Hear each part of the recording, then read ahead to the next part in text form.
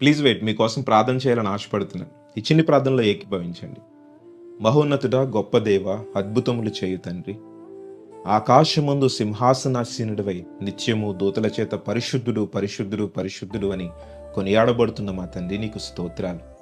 ఈ రోజంతటిలో క్షేమము భద్రత దయచేసి అయా, నీ రెక్కల చాటున మమ్మల్ని భద్రపరిచి పోషించారు.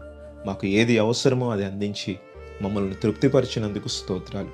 దేవా, ఈ రోజంతటిలో నీ మనస్సును బాధ పెట్టి ఉంటే, నీకు విరోధమైన కార్యములు చేస్తుంటే దయతో మమ్మల్ని మన్నించండి.